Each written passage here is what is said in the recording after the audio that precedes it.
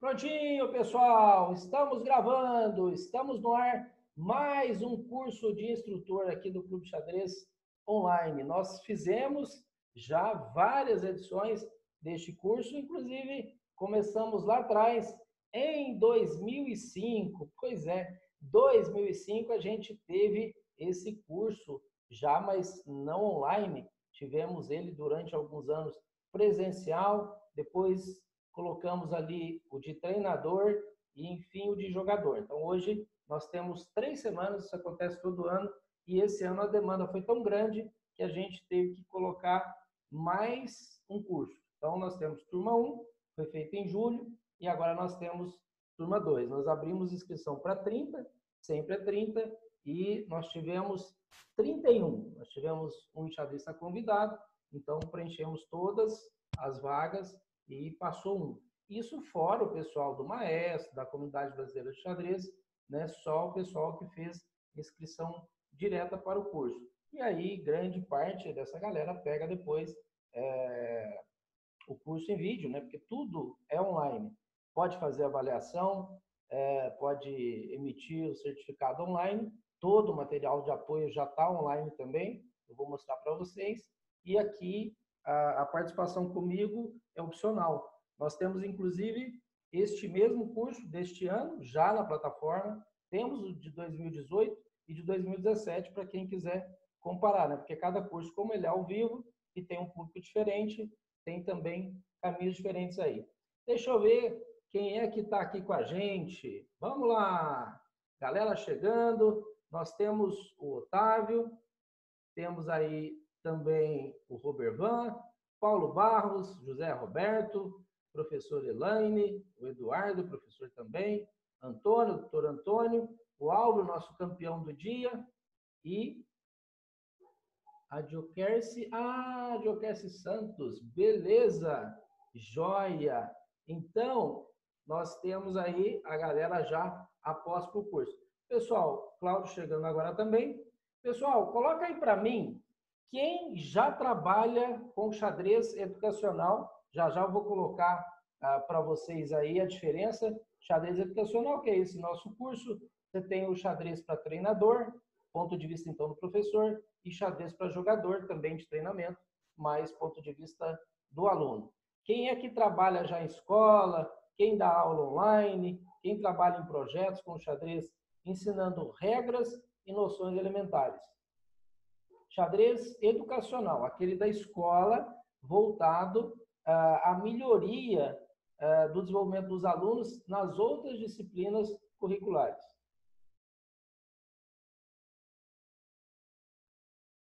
Ah, Elaine aí, tava com saudade das aulas, tô com saudade. Eita! Pois é, a live de domingo, o tempo aqui tá zerado.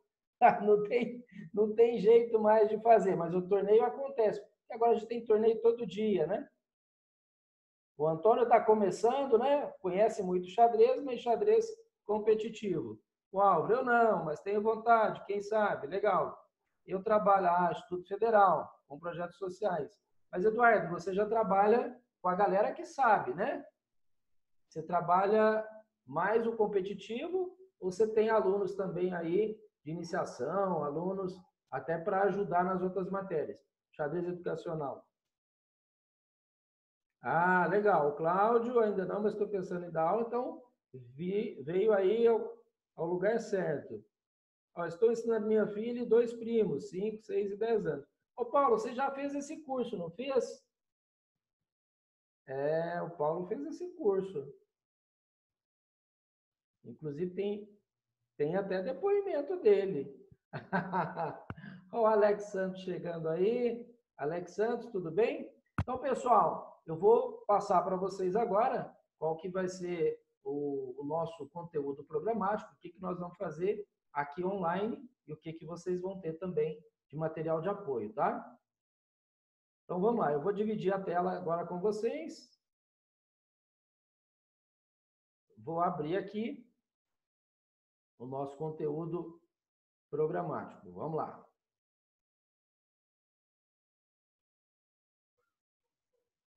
Então, vai mudar a telinha. O professor vai ficar pequenininho aqui. e vai aparecer pronto, beleza. Nós estamos na loja do Clube Xadrez. Então aqui, né, exatamente foram colocados aí 30 vagas e nós temos, então, os 30 inscritos. 2 a 5, o de instrutor, xadrez educacional, treinador, xadrez, né? Tem, claro, a didática, a parte pedagógica, mas não é para desenvolvimento ali das outras disciplinas curriculares, e sim para melhorar a performance do nosso aluno em competição. E nós temos o de jogador, que aí é para melhorar a performance do aluno, mas trabalhando diretamente com o jogador, com aquele, né, que está ali tentando aumentar o rating, jogar nas primeiras mesas e buscar título. Então, é esse jogador e não exatamente a visão do professor, mas a visão já do jogador. Então, vamos lá. Pessoal, os estudos que nós estamos fazendo é nesta plataforma Zoom. Então, hoje, amanhã, na quarta, na quinta, é tudo aqui. Das 20 às 22 horas, vocês vão acompanhar o curso comigo, vocês vão poder trocar ideias comigo, tudo online, ao vivo. E se quiser assistir depois, ainda tem os vídeos para assistir. Beleza? Lembrando que essa aula, a primeira, né, é uma aula aberta, é uma aula, todo o primeiro treino semanal, ele está disponível para a comunidade brasileira de xadrez. As pessoas podem assistir aí à vontade. Depois, né, claro, a gravação, material de apoio, avaliação, certificação, isso aí faz parte daquele pessoal que comprou o curso, daquele pessoal que pertence ao Maestros Anual, Maestros Vitalício e da Comunidade Brasileira de Xadrez. E onde fica esse material de apoio? Já já vou mostrar para vocês. Onde vocês pegam estas aulas, estão acontecendo ao vivo, a gravação delas, onde você faz a avaliação e onde você emite o seu certificado, tá bom? Então, ó, interessados em lidar com xadrez educacional, não sendo obrigatório, então, já jogar xadrez, porque nós vamos falar, inclusive, das regras, mas das regras, como ensinar as regras. As aulas, nós temos aí aula 1, 2, 3 e 4, exatamente 2 horas cada dia, das 20 até as 22 horas, como está aqui, beleza? E o que nós vamos ver, então? Conceito de xadrez, origem de xadrez, porque xadrez nas escolas, xadrez e criatividade, xadrez na matemática, psicologia, construtivismo, inteligências múltiplas, inteligência emocional, xadrez como elemento socializador, esses projetos, né? Eu, esse ano, por exemplo, já estive 3 vezes no Espírito Santo, ainda tem mais uma 4ª visita em março, exatamente para trabalhar em projetos. Então, a cidade de Serra, no Espírito Santo, a gente chega lá e vai em bairros assim bem pobres mesmo, e sempre tem ali, né, alguma instituição, algum projeto para a gente poder atender. Aí já tem as crianças cadastradas, crianças e jovens, e a gente vai lá e faz esse trabalho. Mas faz o trabalho com o professor, eu no caso, né? Sou o capacitador do professor. Depois eu vou embora, venho oficineiro, faço com os alunos. Monta-se um clube de xadrez, depois eu vou contar para vocês esse tipo de projeto. Mas isso aqui tem acontecido muito, eu já trabalhei vários anos, projeto do SESC, várias cidades, isso 2014, 15, informática aplicada ao xadrez, aí regras elementares, é claro que não vai estar nessa ordem, né? Notação das partidas, a noção de estratégia e tática, conceitos básicos sobre abertura, meio jogo final, cálculo, didática, motivação do aluno, sugestões para as atividades, né, em sala de aula, exercícios e bibliografia recomendada. E essa parte nós colocamos nos cursos anteriores, a gente não tinha, e nesse ano a gente passou a colocar as novas mídias. Então, o que a gente tem aí à disposição do professor para poder dar uma aula boa, para poder ajudar o nosso aluno a ir mais rápido? Professor como intermediário, né, como moderador ali, como tutor, entre o conhecimento e o aluno. Então, as novas mídias ajudam demais, né? Quem tem à disposição um laboratório de informática, outra coisa. O aluno tem acesso hoje ao celular, tem acesso a muita coisa que você pode indicar plataformas para ele jogar e ele estudar. Aulas pela internet. Tem muita gente hoje dando aula pela internet. Então, como é que a gente dá essas aulas? Quais plataformas que a gente usa? Qual que seria o valor, né? Que preço que a gente pode cobrar disso? Então, o treinador, mais especificamente, é o próximo curso. E o instrutor também, né? Porque você pode ensinar regras e noções elementares e preparar até outros professores, inclusive. Isso pode ser feito online. Aí eu vou dizer, então, dessas plataformas. E aqui uma grande dificuldade que a gente tem. Então, começou ali o ano, fevereiro. Você tem até início de dezembro. Tá, mas e o que você vai fazer ao longo do ano? Isso ao longo do primeiro ano. Mas você, às vezes, lida com o segundo ano, terceiro ano, quarto ano, quinto ano.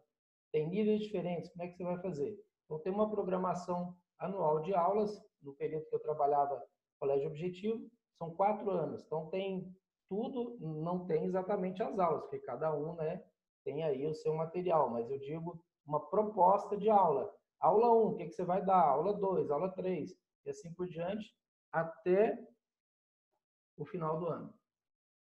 O modelo de projeto educacional. Às vezes você quer apresentar um projeto para uma prefeitura, para uma escola particular, uma instituição, uma ONG. Então, tem um modelo de projeto que nós vamos ter acesso. Isso aqui é para complementar o nosso curso. Aqui, ó, 2019, nós já tivemos, então, né, a turma 1.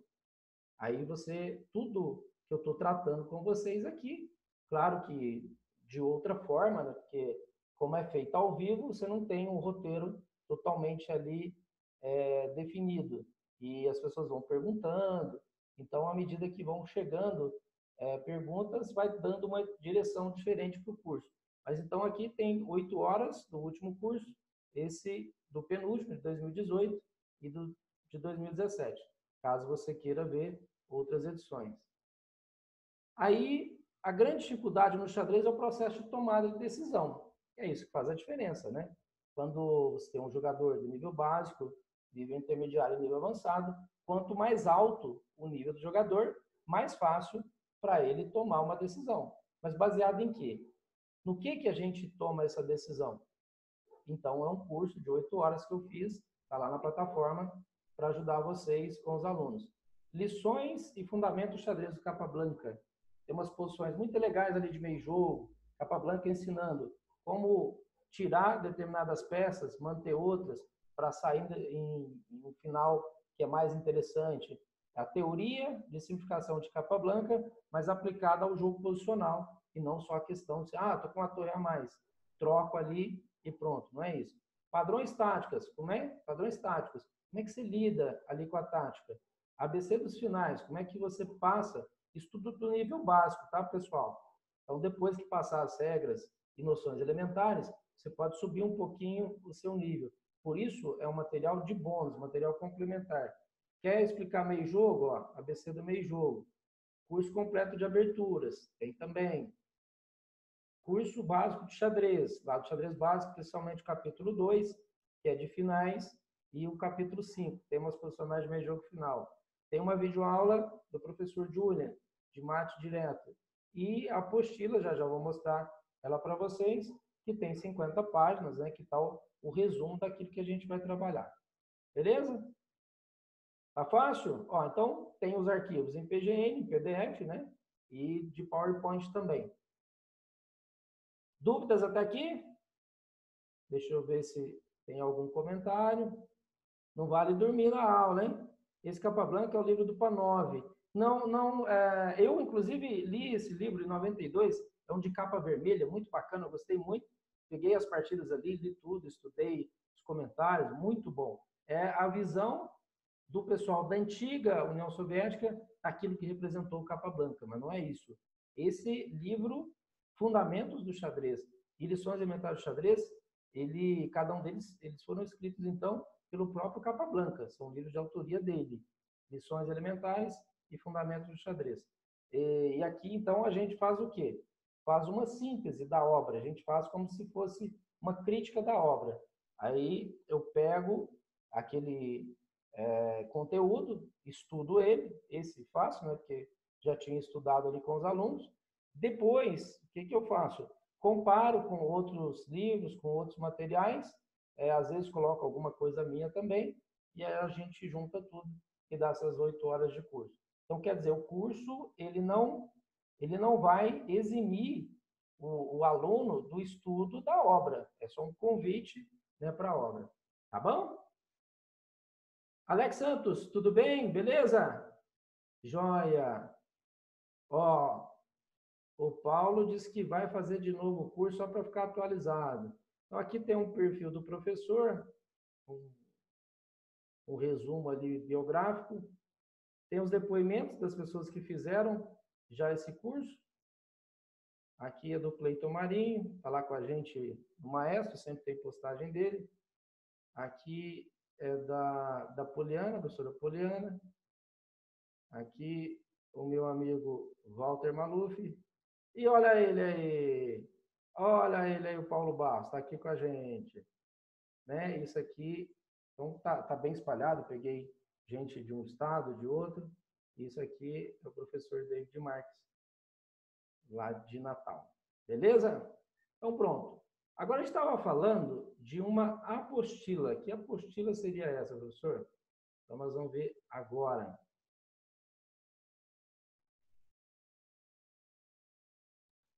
Pronto, está aparecendo para vocês conteúdo programático. Então, essa é a sequência que nós vamos dar o curso.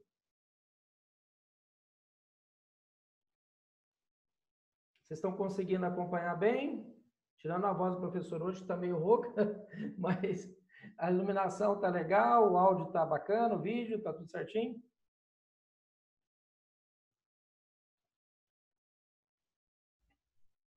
Opa, que bacana, beleza. Olha aí o Alex, faz um trabalho fenomenal lá, né? Cidade dele, né? Com a instituição que ele cuida, que bacana. Joia. Então, sempre que vocês tiverem alguma dúvida, quiserem isso aqui, não é uma palestra que eu estou dando, então é um bate-papo. Tá? Então, eu vou contar a minha experiência para vocês, já já eu vou dizer para vocês como que eu ingressei, né, nessa área escolar, o que eu já fiz, quais foram os desafios, e hoje está muito, mas muito fácil a gente lidar com essa área. Então, vocês podem ir comentando a experiência de vocês. Quanto mais participação, tanto melhor aqui, né, para a gente fazer um curso mais interativo.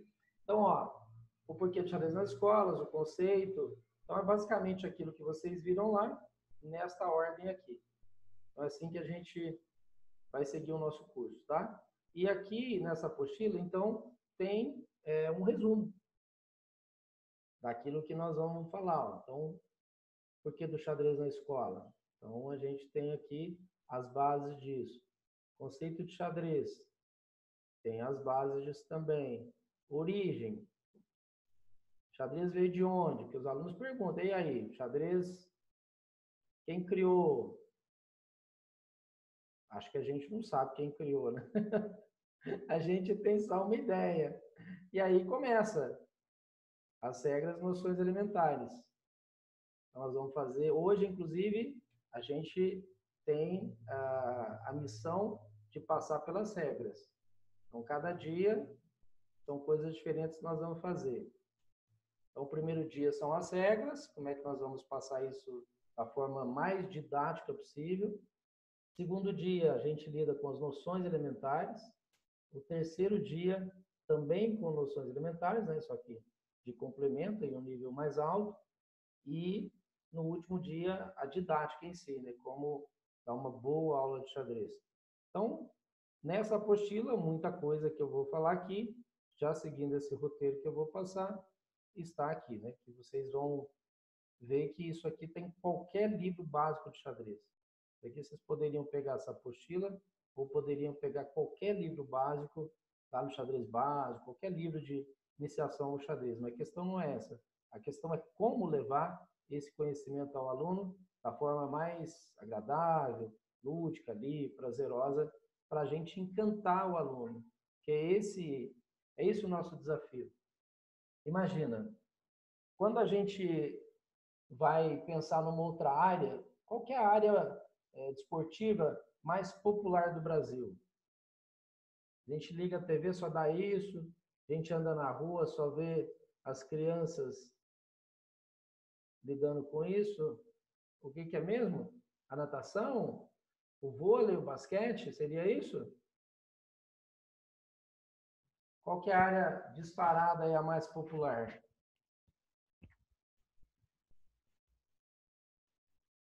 Ih, tô achando que a galera tá dormindo na aula do professor, hein? Não tem nem dúvida, né, gente? Quando a gente liga a TV no programa desportivo, 90% daquele conteúdo é futebol e 10% sobra ali sobram para as outras áreas, né? Agora, isso está errado? Não está, né? Se eu, por exemplo, tivesse uma TV, um jornal, tivesse preocupado lá com os números, é claro que a gente teria que botar uma programação assim, porque é o que as pessoas hoje querem, né? Agora, por que será que o futebol é tão fácil de jogar, de aprender? Imagina o seguinte: você tem ali um grupo de crianças, qualquer lugar que eles estiverem, inclusive numa rua menos movimentada. Então, um pega o chinelinho dele, coloca um de um lado, coloca do outro. Beleza. O outro pega o chinelinho dele, coloca de um lado, coloca do outro. E fazem ali um gol. Improvisam um gol. Beleza. Aí chega alguém que nunca viu futebol, né? Olha, isso aqui é uma bola, nós vamos colocar aqui. E aquele chinelinho do outro lado, você tem que passar a bola lá. Aí você marca o gol, é ponto pra gente. Aí assim, beleza. E de cá? De cá você não pode deixar a bola passar. Pronto. Basicamente é isso. Você já consegue brincar, já consegue se divertir. Ah, professor, mas tem um monte de regra. Futebol tem um monte de regra. Mas eu, por exemplo, eu dei aula 17 anos num clube, Ouro Verde Tênis Clube. Lá havia as escolinhas, futebol, xadrez, de tênis, de basquete, de vôlei, natação, de terça até sexta. Então, sempre à noite, das 18 às 21 horas, o pessoal ia para as escolinhas, aprender fundamentos e tal. Mas não dava um número tão grande, 20, 30, né? Onde é que davam aqueles números assim gigantescos? Quando não estava envolvido ali com regras, com o lúdico, ou seja, tem um campinho lá, fazer aquele monte de time de um lado, time do outro, e ia jogar. Porque é simples, é muito simples. E a pessoa vai aprendendo. Agora, o que a gente precisa fazer com o xadrez, então, é exatamente isso. Tentar fazer da forma mais simples possível. Ou seja, esse encantamento que a pessoa tem com a natação, com o vôlei, com o basquete, né, com a corrida, mais com o futebol, é esse o nosso desafio. Fazer algo gostoso, prazeroso, para as pessoas que entrarem em contato com o xadrez, não achar aquilo monótono, difícil, que tem que ficar ali dias e dias aprendendo regras. Se você conseguir fornecer conteúdo para a pessoa já conseguir brincar, jogar, que é esse o desafio de hoje, já está bom. É o despertar, né? Você vai jogar aquela sementinha depois, de acordo com até o de lá para cá, né? A criança, quer aprender mais, quero jogar, quero aprender outras coisas. Mas primeiro a gente tem que ensinar a brincar da forma mais fácil possível. É esse então o nosso desafio. Beleza, agora eu vou pegar aqui então um slide para a gente poder começar, tá? Quase que eu falei transparência, hein? O professor, quando vai beirando os 50 anos, já começa a falar transparência, começa a falar uns negócios diferentes, né? Como é que pode? Transparência não dá, né? Ai, ai, ai. Hoje, com essa fase assim mais moderna do ensino, transparência, pois é. Mimeógrafo, imagina, hein? Na escola, mimeógrafo, máquina de datilografia. Eu fiz, inclusive, curso de datilografia. Imagina o que é isso, hein? Bom, pessoal, agora então eu vou mudar aqui. Essa apostila vocês vão ter acesso Esses slides vocês vão ter acesso. Porque uma hora que vocês forem fazer uma palestra, vocês forem dar um curso, já está tudo prontinho. Isso aqui já está lá, esperando vocês lá no Maestros. A nossa plataforma, mais no finalzinho da aula, eu vou dizer para vocês como que vocês acessam esse conteúdo. Mais no finalzinho da aula vai estar tudo lá, esperando vocês. Esses slides, dessa e das outras aulas, todos os bons, já está tudo prontinho. Tá? Quando a gente, antes de começar o curso, já preparei tudo lá para vocês terem já o material completo. Não vai ser ao final do curso. No final do curso, você só vai fazer ali a sua avaliação, emitir o certificado de acordo já com o cadastro, né, que você fez lá. Vai aparecer o nome inteiro até seu e isso já sai lá no certificado automático. Se tiver faltando um acentozinho, alguma coisa, você vai lá, você mesmo edita no seu perfil, lá no Maestro, pode botar fotinha sua, pode botar um monte de coisa lá, mas fundamentalmente tem que estar o nome certo para aparecer no certificado. Está aparecendo então para vocês? O slide está aparecendo?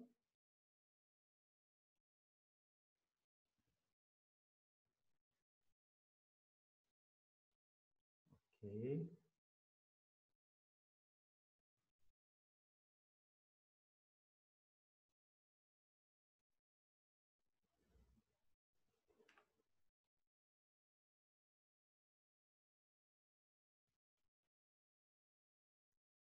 Então tá tudo certo, a galera está acompanhando, estou vendo mensagem aqui.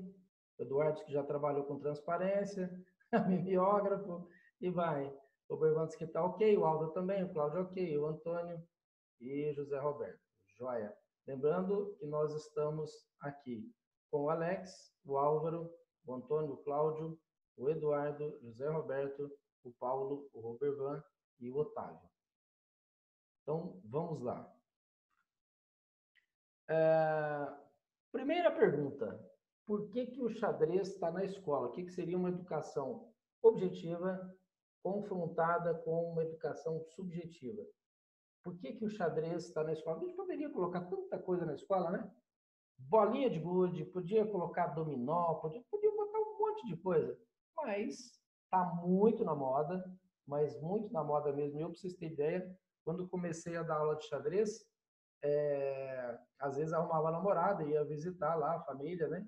E aí, aquele momento, a moça já está pronta. Aí chego lá, né? Olha, fica aqui batendo papo com o papai e tal, né? Aquela hora difícil. Aí o pai pergunta assim: você dá aula de quê? A minha filha, você é professor, né? Dá aula de quê? Eu dou aula de xadrez. Eu falei, nossa, já vai me tocar daqui a 30 anos atrás. Quase ninguém sabia que era xadrez, não tinha xadrez na escola.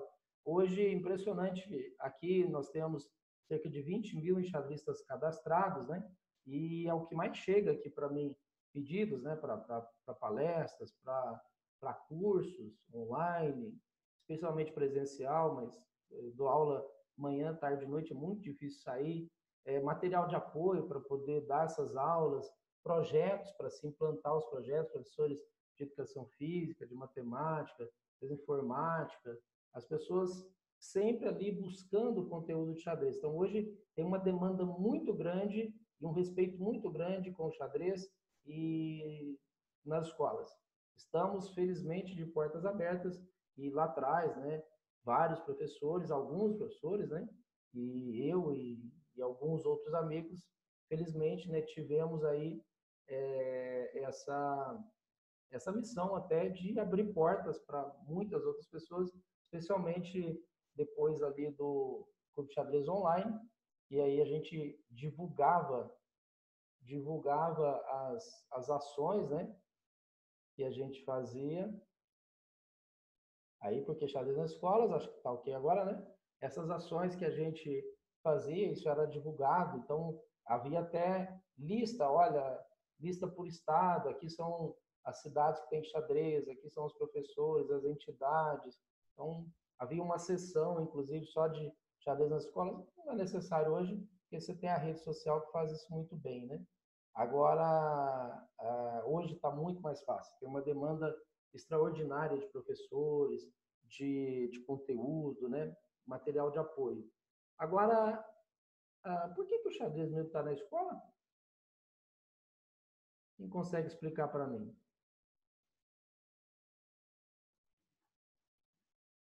O que seria essa educação objetiva e educação subjetiva? Eu dei aula, por exemplo, 10 anos no colégio objetivo. O que será a base dele e, curiosamente, o que ele fez para agregar uma educação subjetiva? E tô pegando a galera aí, hein?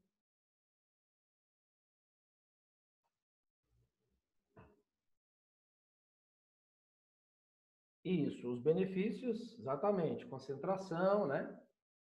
Foco, isso aí realmente ajuda demais, né? Cálculo, raciocínio, paciência, planejamento. Então, tem muitas coisas muito importantes para a gente levar o xadrez na escola. Socialização, né? Porque aí você faz uma aula ali em grupo. Legal, tem muita coisa.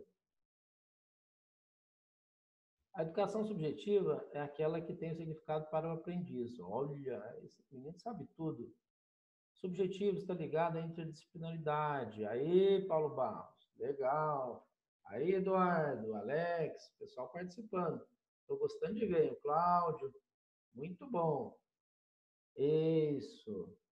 TDAH, né? Esses dias eu entrevistei aqui até para o canal do Clube Xadrez Online. Tem mais de 1000 vídeos, né? Acesso livre. E o canal eu entrevistei o Eu entrevistei o Dr. Ítalo Venturelli, não sei se vocês chegaram a ver essa entrevista, e ele falou exatamente dessa questão, né? Que teria ali impacto direto sobre pacientes, né? Alunos também, a gente lá em escola, no caso dele, paciente, que é médico, e essa questão do déficit de atenção, né? Bom, hiperatividade também, claro. A educação objetiva, imagina o colégio objetivo, né, que é muito tradicional aqui em minha região. Eu dei aula há 10 anos, Passos, aqui na minha cidade, e é um colégio onde os pais matriculam seus filhos para poder passar no vestibular e entrar em grandes faculdades aí, Brasil afora. Então, basicamente, a gente tem o colégio objetivo e tantos outros na minha região. Aqui tem o COC, né, o SEBCOC, Ribeirão Preto, né, que tem Anglo, tem um monte de escolas. Ó, fiz cursinho no Objetivo, 78, olha aí. Eita! Então, pessoal, o Objetivo, ele tem fundamentalmente essa fama, né, de ser uma escola que prepara muito bem para o vestibular. Hoje tem muitas outras escolas que fazem isso bem demais, porque você tem muito material hoje, né? Está muito diversificado esse material didático das escolas. Mas o objetivo, então, tem a escola objetivo e o material deles, né? Então, é um negócio extraordinário. Agora, essa educação objetiva, então, é a educação para passar em vestibular, em concurso, né, para a pessoa ficar ali, um aluno nota 10, como um concurseiro, né, um cara que vai passar lá em um vestibular ali importante e tal. Mas peraí, fora da profissão dele, né, o cara vai ser um engenheiro, vamos pegar as três profissões aí mais badaladas, né, que é a área de saúde ali, medicina, você pega o direito, engenharia, essas três são as mais famosas. Beleza. Ele, o profissional trabalha 6 horas, 8 horas, 10 horas. Então, ok. Mas e aí? Ele tem relacionamento com a família, com os amigos, com a comunidade, até mesmo com aquele público que ele atende. Ou seja, ele tem que ter outras habilidades, ele tem que ter outras qualidades enquanto profissional que não só aquela específica da profissão dele. O engenheiro, por exemplo, não é só lidar com os números, ele vai ter que lidar com outras pessoas. O médico não é só a questão, aquele saber específico da área, ele vai ter que lidar com os pacientes, né? Ele vai ter que lidar com a parte administrativa do hospital, enfermeiros e assim por diante. É o direito, a mesma coisa. Então, a questão é você equilibrar aquilo que é a educação objetiva com a subjetiva. O caso, por exemplo, do colégio objetivo, eu vou citar porque eu estive lá, dei aula há muitos anos, também trabalhei com material do Coque, 7 anos em Bebedouro, 10 anos em Barretos, Colégio Soares de Oliveira, fazia parte da FAFIB, Faculdade de Filosofia de Bebedouro, e também havia um braço dela em Barretos. Materiais excepcionais, mas eu vou citar o Colégio Objetivo. Por exemplo, o Colégio Objetivo tinha aula de xadrez, ok, estava lá. Quer dizer, ele estava preocupado, então, uma aula de xadrez deve ter outros elementos aí, né? Fora esse, para passar em vestibular, para estar preparado para concurso e tal. O que tinha mais lá? Aula de arco e flecha. Mas que aula de arco e flecha vai ter impacto direto para o aluno para passar um vestibular, por exemplo? Horticultura, culinária. Marconi chegando aí. Muito bem-vindo, Marconi. Nós estamos aí no curso de instrutor essa semana. Qualquer comentário que você queira fazer, pode fazer aqui no chat. E o vídeo desligado e também o som desligado. Vamos lá. O que tinha mais lá? Tinha aula de culinária. Imagina, aula de culinária, horticultura, arco e flecha, xadrez, um monte de outras. Isso tem o espanhol, tem o inglês, tem informática, filosofia, um monte de outras coisas que já é comum ali hoje em escola. Mas então, a preocupação é exatamente isso. É você preparar a pessoa para a vida. Não é só ela ser uma sumidade naquilo que ela se propôs a ser, né? O médico, as 3 profissões que eu falei, que são as mais famosas, né? O médico, o engenheiro e o advogado. Esqueceram o professor aí também, né? Esqueceram o professor. Então, pessoal, o xadrez, ele casa muito bem isso. Então, ele trabalha com a questão da memória, então, educação subjetiva, planejamento. Mas aí, na questão subjetiva, por exemplo, o foco, né? Você ter concentração, já foi falado aqui a socialização. Então, tem uma série de coisas que o xadrez consegue equilibrar. Por isso que ele é muito forte hoje nas escolas. Então, quando você pensa em colocar algo na escola, robótica, né? Esqueci de falar robótica, o Colégio Objetivo, né? Trabalhava isso lá também. Então, quando você tem uma área que consegue fazer essa ligação, isso é muito bom. E é exatamente isso que o xadrez, então, faz de forma primorosa na escola. E os alunos perguntam, o conceito de xadrez, professor, o que é o xadrez? Então, a gente sabe que é um pouquinho de esporte, um pouquinho de ciência e um pouquinho de arte. Alguém poderia acrescentar ali que é jogo, outros que é uma atividade cultural. Podemos agregar um monte de coisa, por isso que eu não coloquei definição de xadrez. Coloquei apenas conceito. Tem uma frase de um amigo do xadrez até, já escreveu artigos aqui para o Clube de Xadrez Online, já estive com ele em torneio. Um bom enxadrista precisa ser vigoroso e enérgico como um atleta. Então, essa frase do Milão, o que ele está destacando aqui? Vigoroso e enérgico como um atleta. Xadrez esporte. Engenhoso e exato como um cientista. Xadrez ciência. E, acima de tudo, romântico e sensível como um artista. Então, xadrez arte. Vamos lá, na questão do esporte. O que vocês poderiam colocar aí para mim que identificasse o xadrez como esporte? Porque muitas vezes a gente fala de xadrez como modalidade esportiva e a pessoa torce o nariz. Mas o quê? Xadrez, esporte? É mesmo? Vamos ver se vocês conseguem passar alguma informação aí para mim que ajuda a configurar que o xadrez seria esporte. Lá na apostila, tá? Tá tudo isso que eu estou perguntando para vocês. Aqui é só um resumo, né? São os slides para a gente ir discutindo, debatendo. Senão eu ficaria apenas lendo lá a apostila para vocês. Ó, o Cláudio destacou questão competitiva. Beleza. Ó, Paulo Barros, né, competição. Eduardo, elemento da competição, treinamento sistemático, regras definidas, institucionalizadas. Legal, beleza. O que mais vocês poderiam falar aí?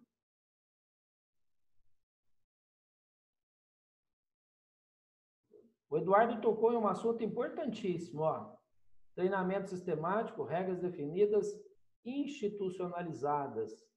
Quando você pega um jogo que tem algumas pessoas que jogam, uma comunidade que joga, eles se juntam, criam um clube. Aquele clube está ligado a uma outra entidade maior, um monte de clubes. Tem uma federação. Aquela federação, pelos estados, junta vários estados. Você tem uma confederação. E daquele país se junta um monte de outros países. Você tem uma federação internacional. Então o xadrez tem essa figura, né? Nós temos a FIDE, a Federação Internacional de Xadrez. Ela foi fundada em 1924. O xadrez, a gente vai ver, muito mais antigo, né? Ele é ali século VI depois de Cristo, tem mais ou menos 1.500 anos, é um jogo medieval, então, por isso que tem lá os reis, né, as rainhas, né, que a gente fala damas por conta da letra inicial na hora da anotação, mas faço uma referência ao jogo medieval. Então, essa figura do esporte, a FIDE, ela é a segunda maior federação esportiva do mundo. Ela só perde para a FIFA, né, que tem cerca de 200 países filiados, e isso muda de vez em quando, entra país, sai país, porque tem uma questão de taxas, né? A Federação Internacional, ela de vez em quando ela corta alguns países, nosso vizinho Argentina de vez em quando sai, por exemplo, né? Então tem algumas fichas políticas e tal, mas é por volta de 180. Tem vezes que você olha lá, tá 184 países. A última vez que eu olhei, estava 184, 186. Então, são quase 200 países jogando xadrez com as mesmas regras, unidade de regra, uma federação única. Então, isso torna o jogo um esporte. É exatamente o que falou o Eduardo ali, ó. A questão da institucionalização dessas entidades, né, desse esporte. Integrar pessoas de diferentes níveis, condições sociais. Beleza. Agora, o xadrez esporte mesmo, uma entidade, por exemplo, que regula o esporte em nível mundial. Qual que é essa entidade que regula o esporte em nível mundial?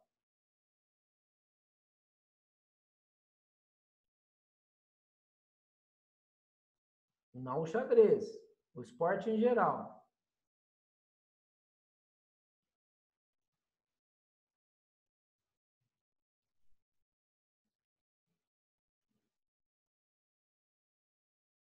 Isso, o COI, né, que é o Comitê Olímpico Internacional. Então, o COI, desde 1999, ele reconhece o xadrez como modalidade desportiva.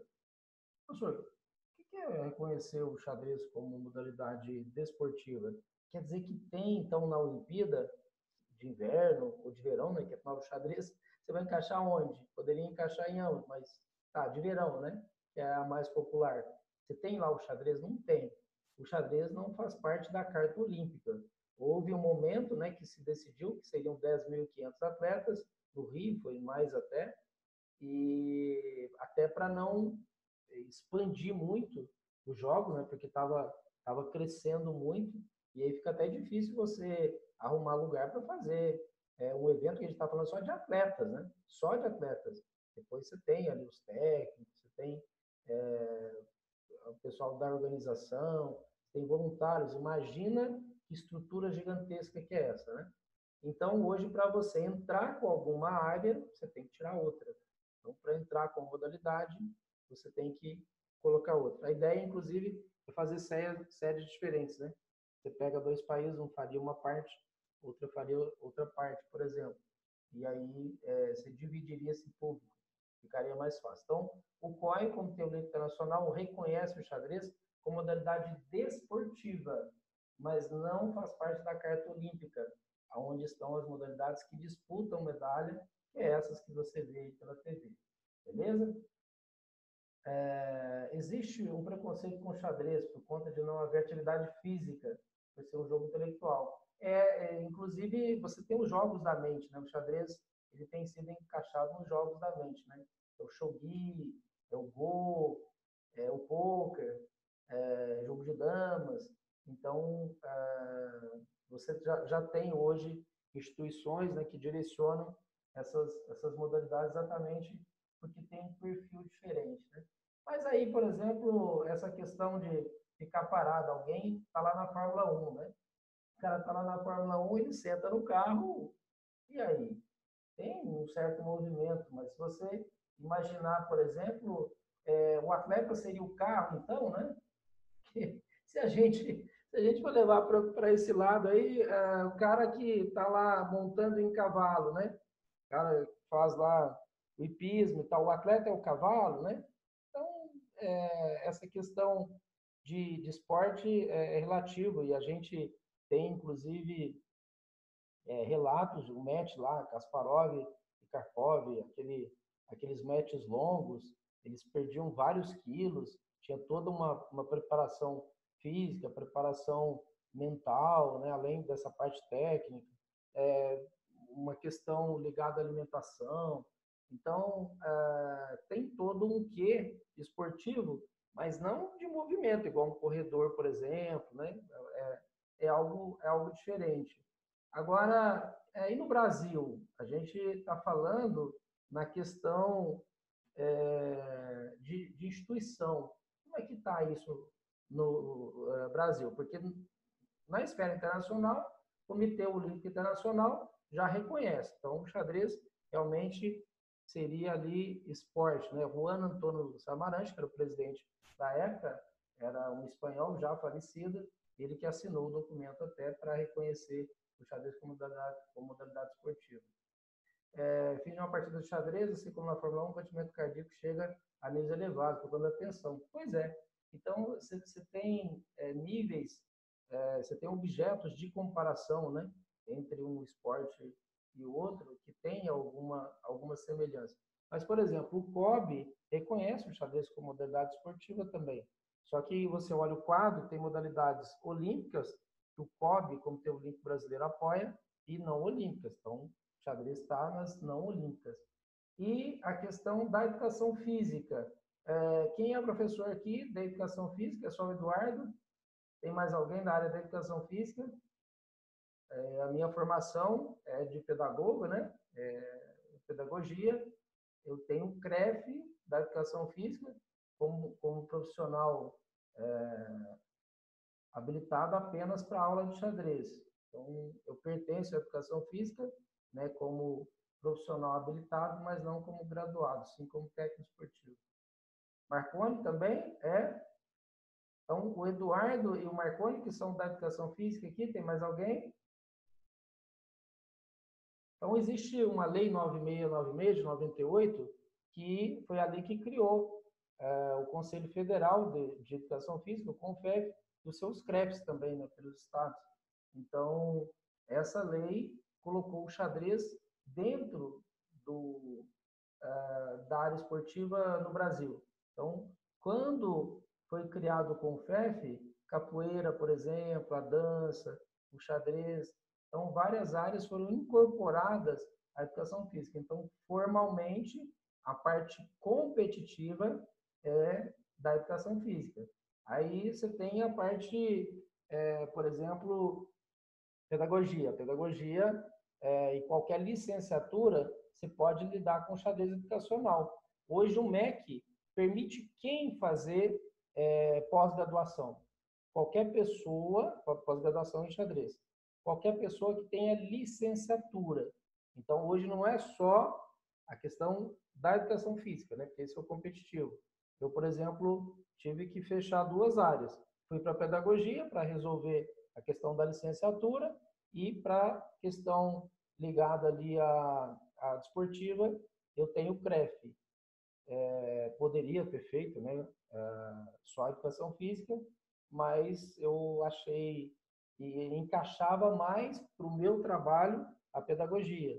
Então, hoje eu acho que essa facilidade, às vezes, para dar aula, para trabalhar com os alunos, além de 30 anos também dando aula, que ajuda muito, mas ter buscado numa outra área, pedagogia, meios de você fazer uma aula mais dinâmica, mais interativa, fazer uma pós-graduação também, como que eu fiz em tecnologia e educação à distância, ajuda muito. Então, essas coisas extra-tabuleiro ajudam o profissional a tocar o seu trabalho, né? Então, beleza? Joia até aqui, a parte esportiva, tranquilo, né? Você tem a própria educação física, o xadrez, por lei, formalmente é da educação física. Você tem o COB, que reconhece o xadrez como modalidade esportiva. Você tem o COI, Comitê Olímpico Internacional, que reconhece o xadrez como modalidade esportiva. Então, quer dizer, fecha em todos os ângulos. Essa parte, eu acho que não tem dúvida, porque a parte legal caminha, né, nessa direção de xadrez esporte. Xadrez ciência. Como é que a gente mostra para o aluno que o xadrez é ciência? Ele pergunta para a gente, professor, como é que o xadrez é ciência? É ciência igual a matemática? É ciência igual a geografia? Que ciência que é essa? Por que o xadrez é ciência? O que vocês acham que a gente pode responder para esse aluno?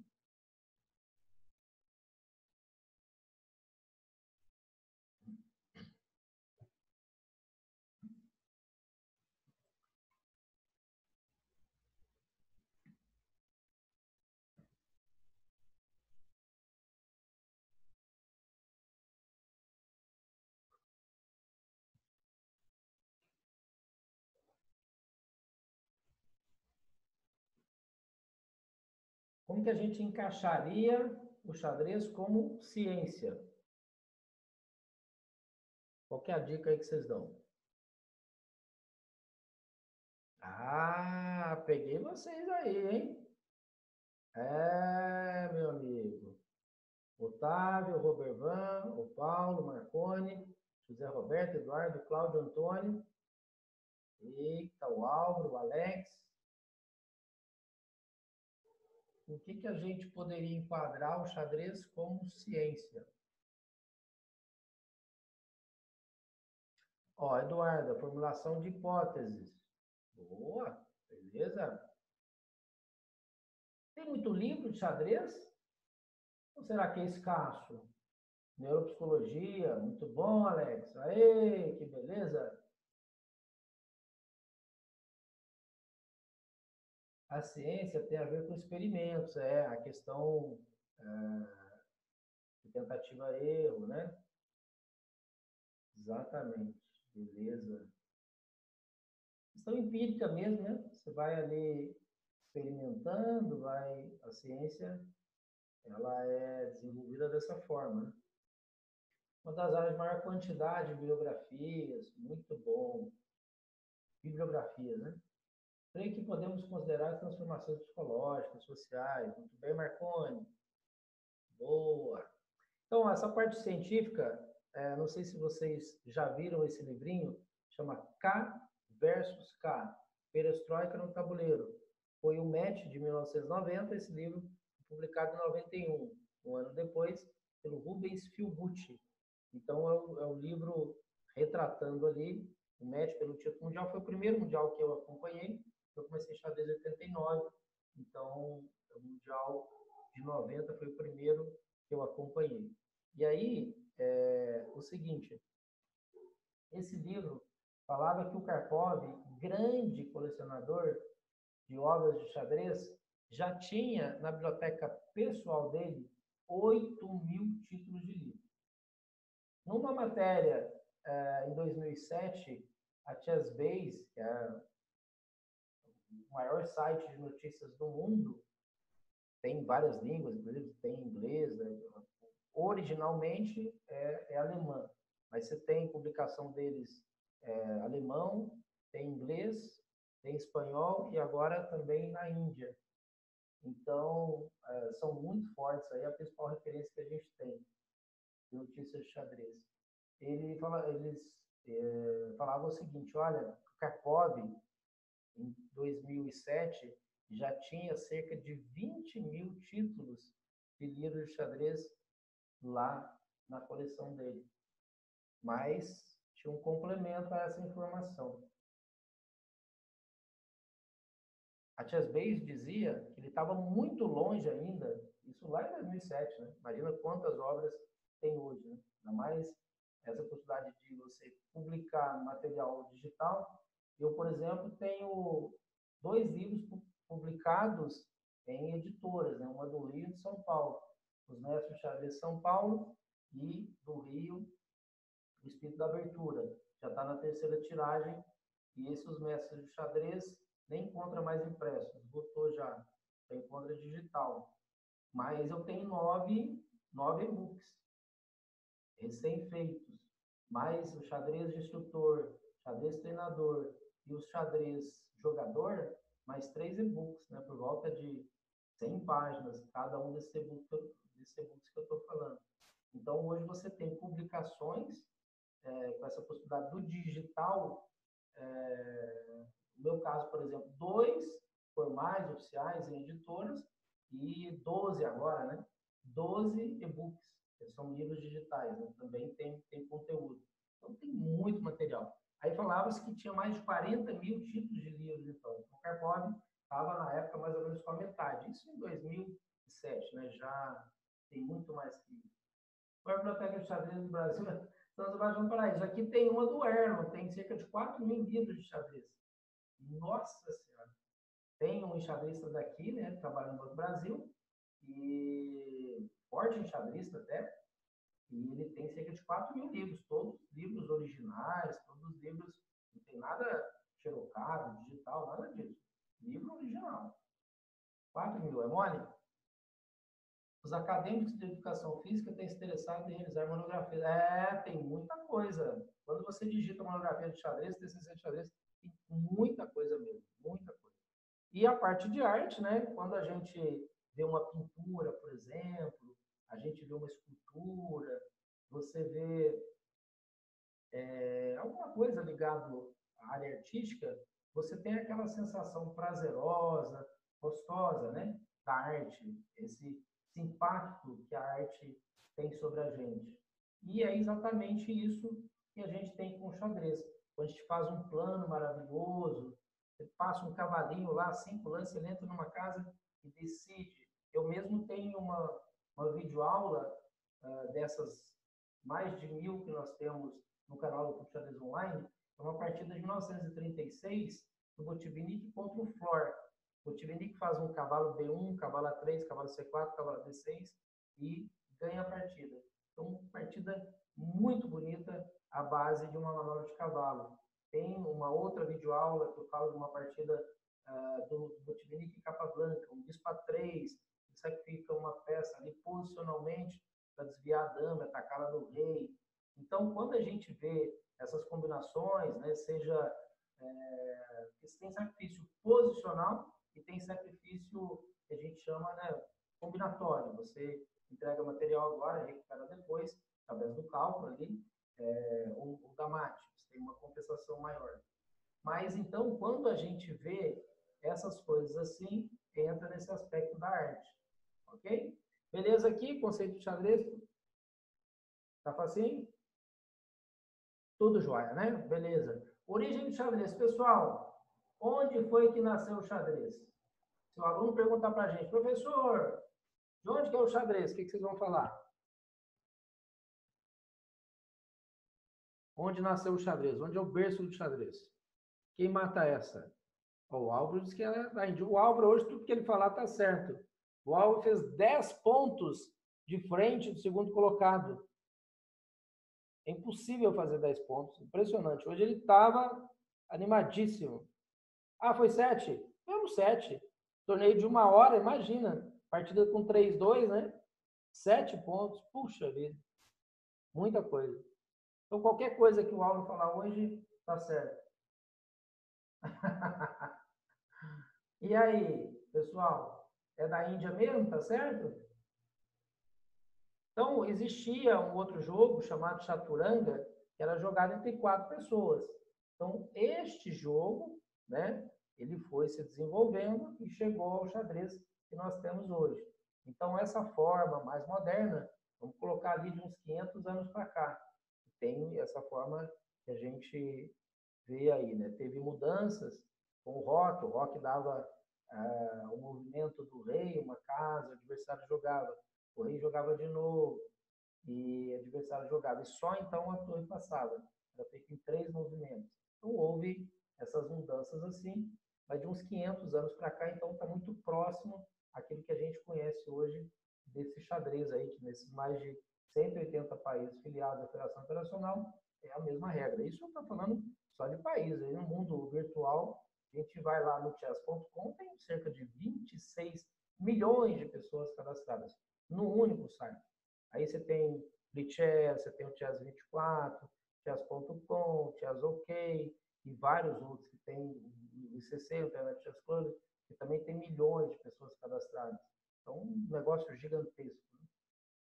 Agora, a origem, às vezes a gente ouve que é da China, tem uma teoria forte, tendo vindo da China, e o que é mais popular é da Índia. Então, nós vamos falar para o nosso aluno que é provável, né, que a gente acredita que tenha vindo da Índia através desse jogo chamado Chaturanga, que eram os 4 braços do exército indiano. Ok? Era jogada entre 4 pessoas mesmo. Tem até fotinha das peças e tal. Você pesquisar no Google, você vai encontrar. Agora, professor, mas é aquela história, né, que havia um sábio que identificou que o rei lá da terra onde ele morava estava muito triste porque tinha perdido um filho numa batalha, na guerra, e aí ele estava muito triste, e aí o sábio inventou o jogo para quê? Para deixar esse rei mais alegre. E era um jogo estratégico que deixou o rei ali feliz e ele conseguiu, inclusive, reproduzir no tabuleiro a batalha que ele tinha perdido o filho, né? Então, isso aí está lá no livro, O Homem que Calculava, do Malbataan, mas, na realidade, isso não é história, isso é lenda. Malbataan, inclusive, né, esse nome parece indiano, mas é brasileiro, é do Rio de Janeiro. E esse livro, O Homem que Calculava, é muito bacana, porque tem as questões matemáticas sendo colocadas ali. E aí, esse rei ficou tão feliz com a criação e quis dar um prêmio para esse criador. A gente vê alguns locais falando em Cessa, outro Cissa, que era o sábio que inventou o xadrez. E aí o sábio falou, não interessa a felicidade do rei, não precisa me pagar nada não. Então, o rei insistiu, achou que era uma afronta aquilo. E aí o que aconteceu? Ele fez o pedido, então, olha, para cada casinha do tabuleiro você coloca um grão de trigo e vai dobrando. 1, 2, 4, 8, 16, 32, 64, 128, e vai, 256, e vai, né? 512. E aí o rei achou que muito fácil, pediu, né, que os ministros dele contassem lá e entregassem o prêmio. Aí eles vieram assustados, dizendo que ainda que plantasse lá dezenas de anos, por muito tempo, plantasse trigo em toda a terra que o rei tinha, não seria possível pagar essa aposta, esse prêmio. E aí, qual seria a conclusão disso, né? Segundo consta ali, para mostrar para o rei que existe uma outra moeda, existe coisas mais importantes que a questão financeira no mundo. Então, tem toda uma lógica ali por trás, né, de ética, de moral, criatividade, essas coisas assim. Agora, isso não é uma história real. Isso é só uma lenda que vem desse livro O Homem que Calculava, né? Sei não. Sei, pelo menos lá no livro não fala isso não. Mas se fosse hoje, com certeza, né? Ó, Eduardo, nessa época ainda não existia a dama. Os 4 elementos eram o elefante, o cavalo, o carro e o soldado, né? Que eram os 4 braços ali do exército indiano. Beleza. Então, ó, recapitulando, né? Nós vimos por que do xadrez na escola, conceito de xadrez, origem de xadrez, e aqui já tem estudos. Eu, inclusive, estive no Campeonato Brasileiro Amador, no Esporte Clube Pinheiros, 2016, e lá, enquanto a gente estava esperando a premiação, eu bati um papo, né, com hoje uma grande autoridade do xadrez brasileiro. Ele praticamente que trouxe o primeiro grande estudo para o Brasil, que é o Xadrez e Educação, do Antônio Vilar Marques de Sá. Então, isso aqui é só um resuminho.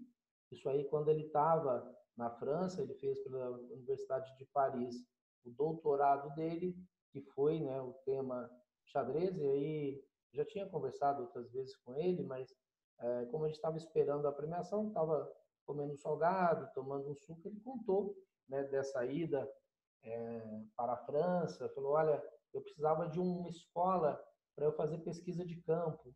E eu fui numa escola, a diretora falou o seguinte, por que, isso é 85, hein, gente?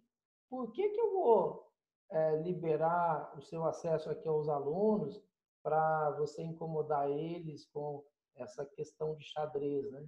Hoje, se chegar num local assim, você tem as portas abertas, mas lá atrás, agora como é difícil, na Europa ainda, mas isso é 85. Ele fez, né, virou um livro depois até, então isso aqui é só um trechozinho do Xadrez e Educação, do professor Dr. Antônio Vilar Marques de Sá, já teve aqui em São Sebastião do Paraíso,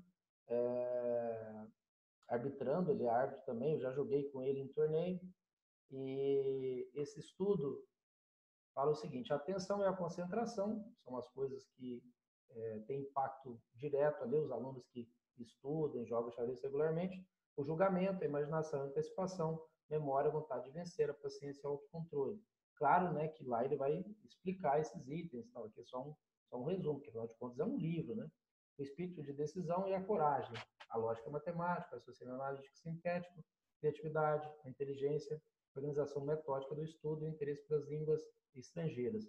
Então, pessoal, se a gente observa esse estudo, isso lá atrás ajudou demais nós, professores, porque ele é da Universidade de Brasília, UNB. Imagina, um professor titular da UNB, quando ele esteve aqui em São Sebastião do Paraíso, esteve aqui em casa, inclusive, né? A gente fez um jantar para ele, mas o Bento, o Antônio Bento de Araújo Lima Filho, que é o vice-presidente da Confederação Brasileira de Xadrez, que responde pela parte técnica, nesse período que ele veio aqui, ele já estava, tinha passado por 11 disciplinas, né? Então, já estava lecionando a 11ª disciplina na Universidade de Brasília. Então, isso ajudou muito, referendou a gente em vários projetos que nós apresentamos para a prefeitura. Lá no Xadrez e Educação, está dizendo que é importante o xadrez, pesquisa de campo apontou que os alunos, né, melhoraram nesses aspectos. Praticamente a gente não tinha isso. Então, foi muito importante. Nessa parte acadêmica, o Vilar foi pioneiro no Brasil para essa questão de trazer os benefícios do xadrez para a sala de aula, para a criança e para o adolescente. E aqui a gente tem um estudo mais recente do Dr. Wilson da Silva. Ele tem, inclusive, se você digitar lá no Google, ele tem uma página muito bacana, né? Hoje, vocês terem ideia, ele fez uma graduação, depois ele tem um mestrado, aí depois ele tem um doutorado, tudo no xadrez. Mestrado, doutorado, e já tem 2 pós-doc, já tem 2 pós-doutoramento, e tudo com a questão ligada ao xadrez. Depois vocês olham lá a biografia dele, só digitar, Wilson da Silva, do Paraná. Então, hoje tem até um livro, né, que ele publicou, mas deixou digital para a gente acessar, e a primeira coisa que eu li dele chama Processo Cognitivo no Jogo de Xadrez. Então, foi a dissertação de mestrado dele, mais de 200 páginas. Um negócio fabuloso, uma vida inteira dedicada aí a mostrar os benefícios do xadrez. Oi, Jefferson, beleza? Aí, olha quem chegou aí, é ele. Tem um livro do Wilson da Silva, da capa verde. Chama Xadrez de Educação também? Tá, porque o do Vilar também chama Xadrez de Educação.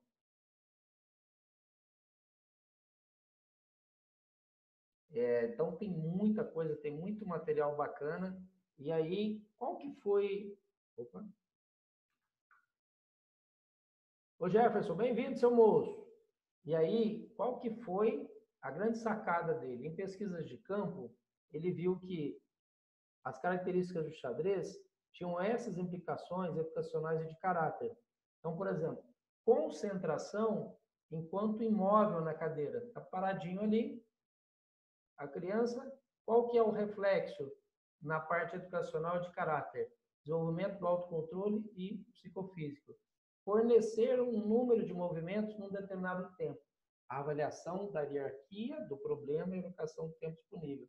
Então, ele colocou, enquanto está jogando xadrez, são essas características. E quais as implicações educacionais e de caráter? Eles fazendo pesquisa de campo. Então, foi um negócio fabuloso. Então, os processos cognitivos do jogo de xadrez é esse mestrado dele. Muito bom. Alguém já leu? Alguém conhece? Tirando aí o Eduardo, né, que tem até um livro dele. Marconi, na educação integral de Minas tem se ofertado as oficinas. Teve um período, que período que foi esse? 2014. Em 2014, acho que nós fizemos 12, mas eram 47 superintendências. Nós fizemos 12 superintendências. Fui lá em Almenara, lá, divisa com a Bahia, tinha plaquinha, Porto Seguro, 200 quilômetros. Andei 1.300 quilômetros para poder chegar lá. 96 professores. Eu cheguei em uma superintendência, havia 96 professores para fazer a capacitação de xadrez. 20 horas de aula, ficamos 3 dias lá. Bom Levade, a superintendência de Nova Era, fiz lá também. Fiz aqui em São Sebastião do Paraíso, o Júlio Apertosa fez em outras, né?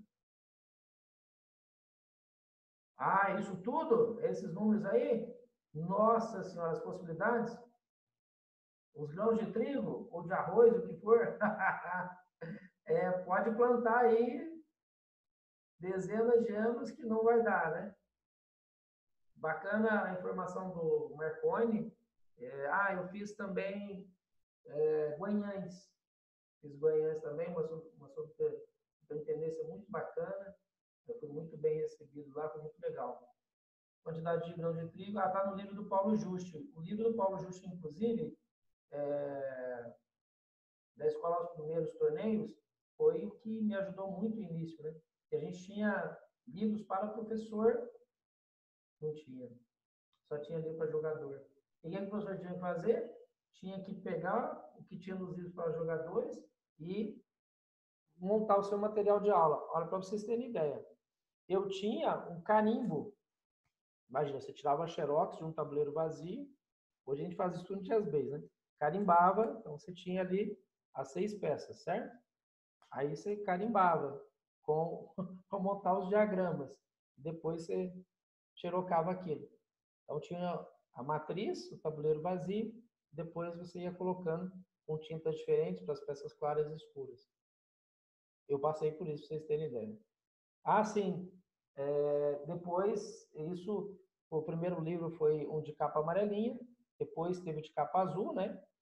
E aí depois ficou um preto só, que foi o último que eu tive, e depois, boa parte desse material foi publicado pela Ciência Moderna, onde eu tenho lá um livro escrito de abertura, junto com o meu grande amigo Joel Sintra Borges, infelizmente, né, falecido esse ano.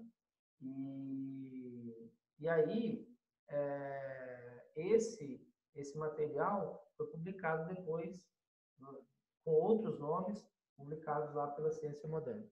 Então, vamos lá, beleza? Tá fácil até agora? Essa parte introdutória tá tudo certo, né?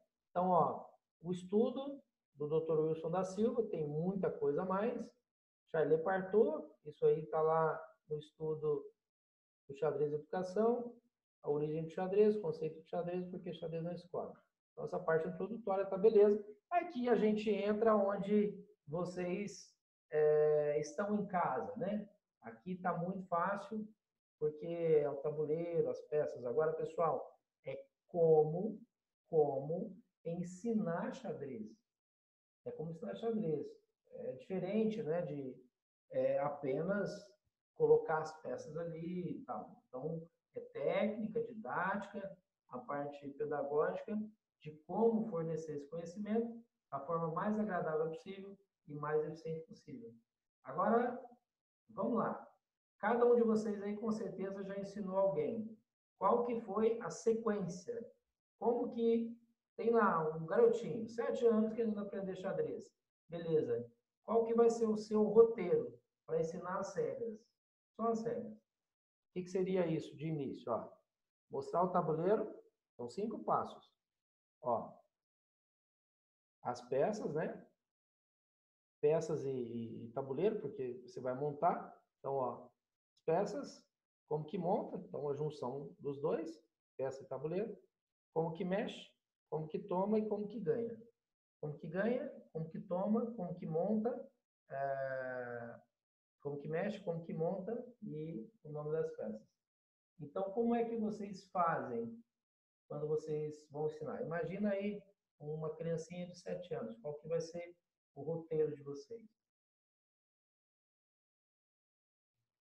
Como é que vocês ensinariam alguém a jogar xadrez? Qual que vai ser a primeira peça? Já coloca todas ali, como se fosse jogar uma partida de verdade? Qual que é a técnica que vocês usam?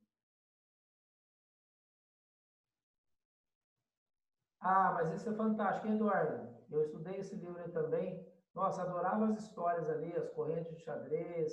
Aí depois ele pega o Lasker, o Capablanca, o Alekhine, vai falando da vida deles, né? Porque ele conviveu, jogou com esses jogadores nos mesmos torneios, às vezes enfrentou também. Né?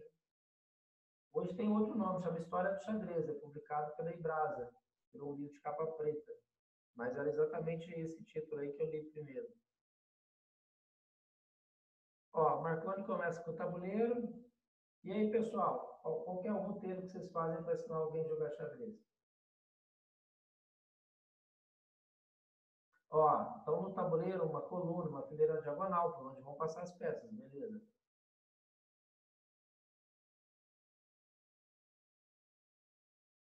Eduardo, eu ensinei no projeto utilizando o tabuleiro, as peças, e vou ensinando uma a uma. Ah, tá. Primeiro os peões, ó. Já temos o Eduardo com a ideia de começar pelos peões, né, pelo valor, talvez. Paulo Barros, tabuleiro, colunas, diagonais, linhas, beleza? Ok.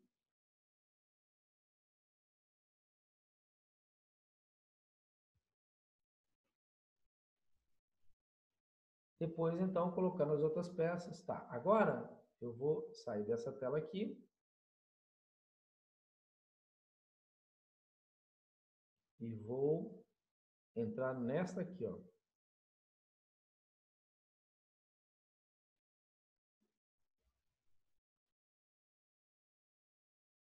Pronto, beleza. Vocês estão vendo aí esse tabuleiro?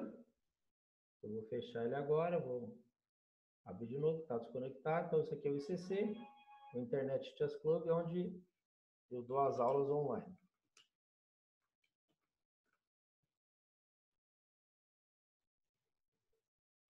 Então, apareceu o tabuleiro. Joia, Eduardo. Depois de colocando as outras peças, colocar todas, o método de cavalo é o que gera mais dúvidas. É, exatamente isso. Cavalinho é o grande problema. Então, de início, eu gosto exatamente dessa ideia. Mostra o tabuleiro, explica que é o mesmo tabuleiro do jogo de damas, só que o jogo de damas você joga nas casas só escuras, o xadrez casas escuras, casas claras. O tabuleiro tem que estar uma casa clara à direita e que tem 3 divisões. Então, você pode passar a peça por uma vertical, ou uma coluna, pela horizontal, fila ou fileira, pela diagonal. Então, as peças que nós vamos colocar só vão andar por esses 3 segmentos aí. Beleza? Aí, em seguida, a gente apresenta as peças. Então, o rei, a dama, a rainha, a torre, o bispo, o cavalo e o peão. Então, hoje, claro, a gente vai fazer aqui mais rápido, né? Que são só as regras. Depois, na parte de didática, o curso vai ter a parte de didática. Então, vai ter ali estratégias de ensino para você fazer com os alunos. Então, hoje é só aquela passada para a gente entender quais são os 5 passos. A didática disso a gente vai ver ao longo do curso ali, tá bom?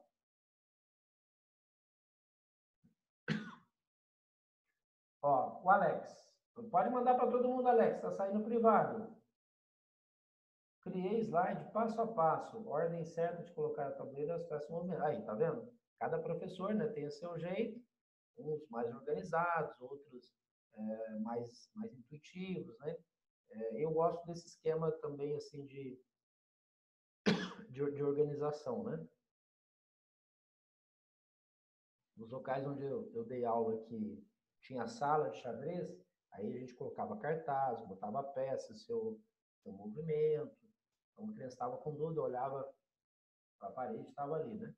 Então, essas peças aí são as peças que vão compor, então, o nosso campo de batalha. O tabuleiro é o território, os nossos personagens estão ali.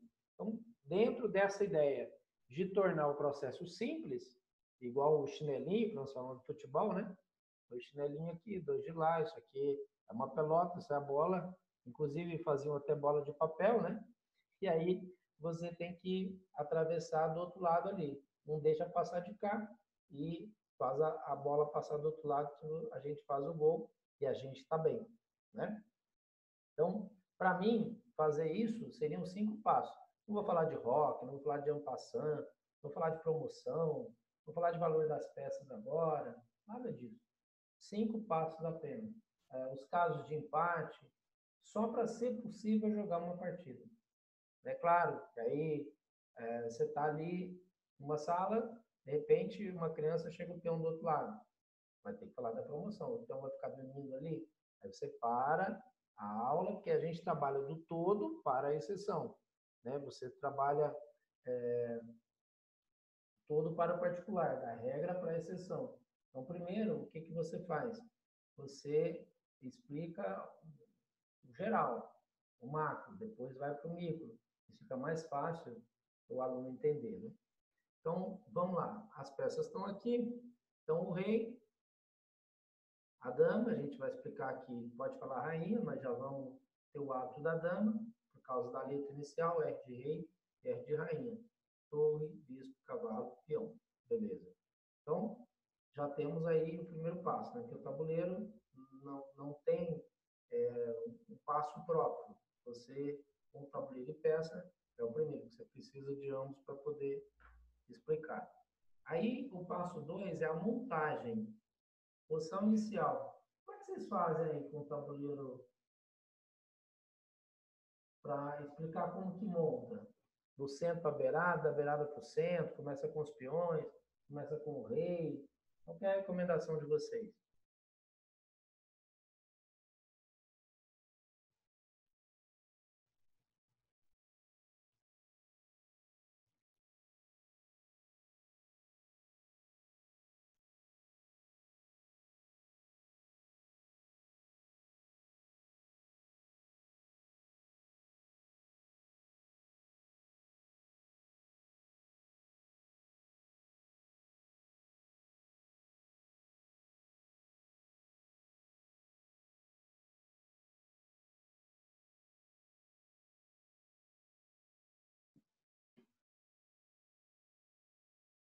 Ó, agora nós vamos montar as peças no tabuleiro.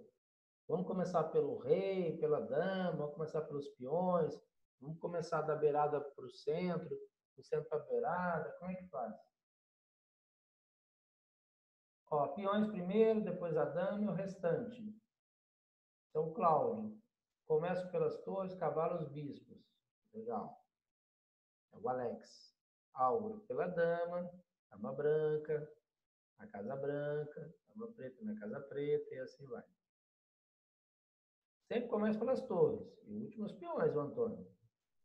O Paulo Barros já coloca lá a dama. Certo. Ó, o que é mais tradicional as pessoas ensinarem, como se fosse o telhado de uma casa, né?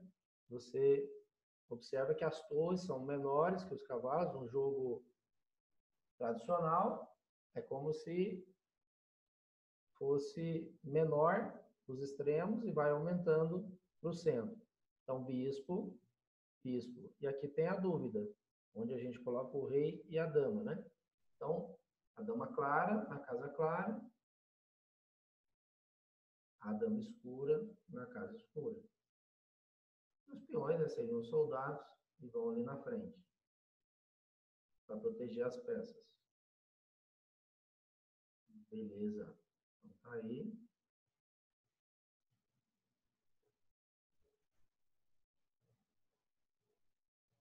Do outro lado é só repetir, né? Onde tem uma torre, você coloca uma torre, um cavalo, um bispo, uma outra torre, uma dama. Então, dama escura na casa escura, o rei vai sobrar, o bispo e o cavalo.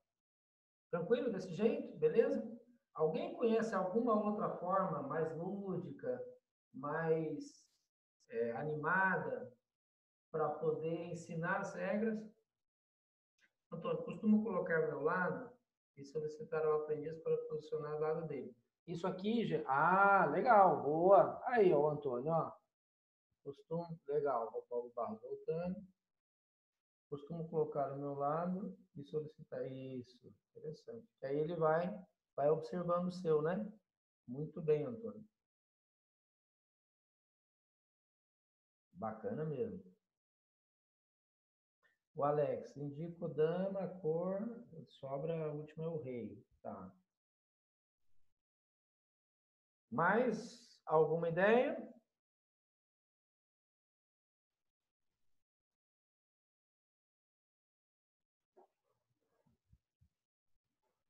Já vi utilizar réguas com formato no momento das peças. Ah, tá. Ok. É como se fosse marcadores de página, né? Marcador de página eu já vi também. Tinha ali. Isso. Aham. A figura, exato. Depois eu vou mostrar isso. Inclusive, uma vez eu precisei fazer um material para bebedouro, precisei fazer também para o SESC, só uma folhinha para dar para o aluno, para ele olhar rapidamente, só ver os movimentos, valor das peças. E então eu fiz assim também com os desenhos.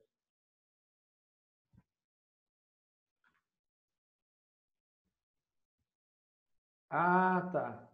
O rei é sempre maior. Em todo jogo de peça, o rei é o maior. Então, a tendência é que o rei seja o maior, né?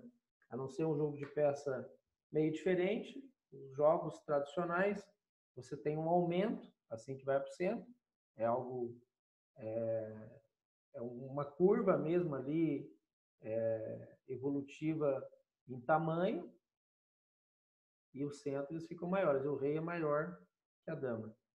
Quem já foi num casamento aí? Eu já fui no meu aqui, ó. Quem já foi em um casamento? Para casar, ou foi padrinho de casamento, assistiu um casamento? Todo mundo, né? Legal. Então, numa cerimônia de casamento, a dama ou rainha leva a coroa na cabeça. Mas o rei também usa a coroa. Os dois têm coroa, elas são diferentes. Mas a coroa do rei é em forma de cruz. A, a da dama, ela é diferente, né? É como se fosse uma mãozinha assim, né? Ela é espetada, é um pouco diferente. Isso. Mas o rei que leva uma cruz, né? Geralmente. Aqui, ó, tá vendo? Ó, esse aqui, ó, o rei é a cruz. A dama também leva uma coroa, né? Só que é uma coroa diferente, não é da cruz. É, numa cerimônia de casamento, pegando as peças de xadrez, quem seria a noiva?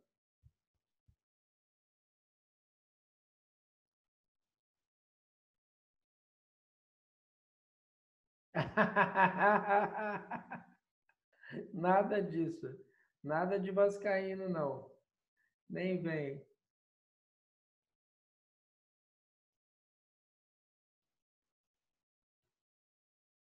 Tá certo. A cruz de Malta. A coroa. Tá certo. Então é o seguinte. É nós. Então, ó, a dama seria a nossa noiva. Dizem que as mulheres, elas são caprichosas. E aí o vestido branco combina com o lacinho branco, o brinco branco, o sapatinho branco. Então, né, a dama você tem que colocar aqui na casa clara, dama clara na casa clara. O rei é o noivo, vai do lado, precisa do noivo para casar, né? Aí era um casamento tão importante que não foi o padre, foi o bispo. São os conselheiros, né? De início, os bispos eram os vizires. O vizir é o conselheiro do rei, então o conselheiro do rei ou da rainha. Então, é um padre, né, aconselhando a dama e outro aconselhando o rei, de tão famoso, né? Esse casamento era muito antigo, e aí, ao invés de pegarem o carro, né, isso é 1500 anos atrás, pegar o carro e ir ali para a viagem, né, de lua de mel, eles montaram no cavalo e foram lá para a lua de mel. Beleza. Quando voltaram, foram morar lá no castelo, na torre do castelo. E depois de uns anos, quantos filhinhos?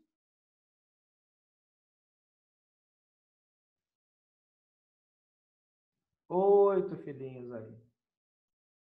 Bom, do outro lado, eu gosto dessa analogia que fez o Antônio. Eu sempre falo, olha, coloca um de frente do outro. Onde tem uma dama, você coloca uma dama. Onde tem o rei. Agora, o problema é quando os dois não sabem, né? Quando um sabe, um monta primeiro, que o outro olha. Agora, quando os dois não sabem, aí é mais difícil.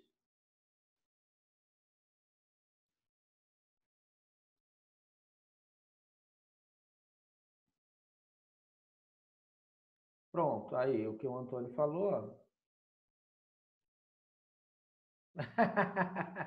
O final é melhor, né? Tá certo. Beleza, então, ó, passo um, o nome, passo dois, qual que é? A montagem.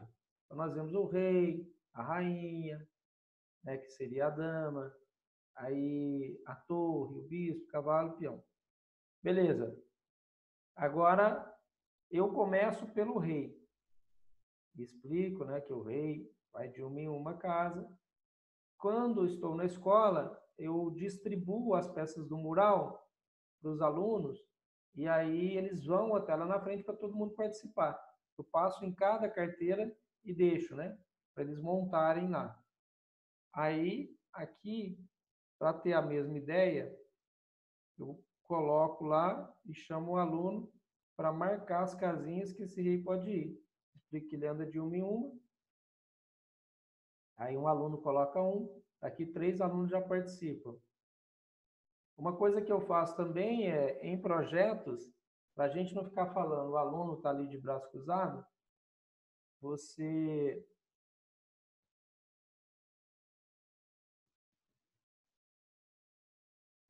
o aluno está ali de braço cruzado, você já dá as peças, o tabuleiro para ele poder participar. Tudo que você faz na lousa, o que é a lousa do professor? É o nosso mural didático. Ele repete também. Então, aqui 5 alunos já participariam.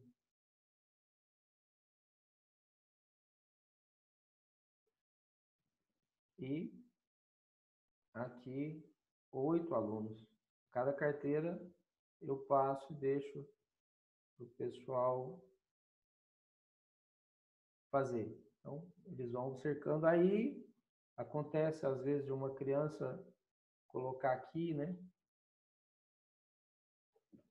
Coloca longe, não entende que o rei anda de uma em uma.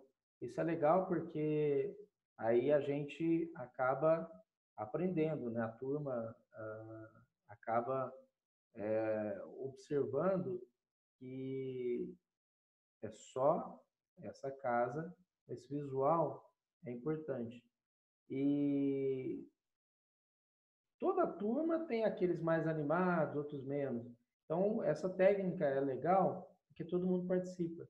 Você vai deixando ali, então, um vai, outro vai, aí é difícil. Porque se você fala assim, vem você, aí não vem, ou aqueles mais animadinhos vão. Então, quando você faz isso, e aí, por exemplo, você vê onde você parou, em seguida, quando você tiver uma nova atividade, você chama de novo. E também, na própria carteira, você coloca duas crianças, se tiver uma turma de 30 alunos, você precisa de 15 jogos, né? 15 jogos, 15 tabuleiros, se possível 15 relógios. Em geral, a gente não começa com relógio, nem o analógico. Hoje já tem relógio digital um pouco mais de R$ 100, né? Mas lá atrás eram R$ 400, R$ 500 o relógio. E aí eles já vão fazendo também, de vez em quando você chama lá na frente, alguns para poder fazer. A segunda peça que eu faço é o bispo. Explico, uma coisa importante para a criança é o aspecto visual, o aspecto da cor, do símbolo. Então, por exemplo, quando a gente ouve alguma coisa, não tem um ditado chinês? Quando eu ouço, eu esqueço. Quando eu vejo, eu lembro. E quando eu faço, eu aprendo. Então, quanto mais sentidos você der àquela atividade, e mais simples, é mais fácil. O bispo anda em diagonal, é difícil a criança gravar. O bispo anda em forma de um X, o X do xadrez. É muito mais fácil. Né? Então, vai ter sempre um bicho de casa clara, um bicho de casa escura, aí depois passa para a torre. O X pode ser o sinal de multiplicação também, pode ligar as coisas da escola, da matemática. A torre pode ser o sinal de mais, pode ser uma cruz. Aí você vê a melhor forma que você faz. Né? E eu faço nessa ordem, porque quando eu colocar a dama agora, a dama ela já vai ser a união de duas peças. Eu não preciso apresentar algo novo. A dama é o bispo que se juntou com a torre. Então é cruz e X. Então o rei eu coloco como símbolo da peça mais importante, né? Por isso eu coloco ele primeiro. Em seguida, o bispo, que é até parecido lá com o jogo de damas, quando a gente chega do outro lado, a pecinha, né? E aí vira dama. A torre, movimento totalmente o contrário do bispo. Depois a gente juntou, aí nós já temos 4 peças. Aqui a gente pode fazer a cruz e o X e perguntar para o aluno, que bandeira, de que país essa bandeira é, né? Porque tem um país que tem uma cruz e um X, é o símbolo dela. Que bandeira que é mesmo?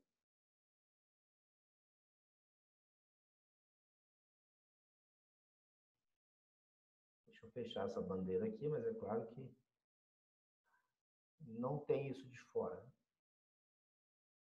Isso, a Terra-rainha, lá no Reino Unido, né? Muito bem.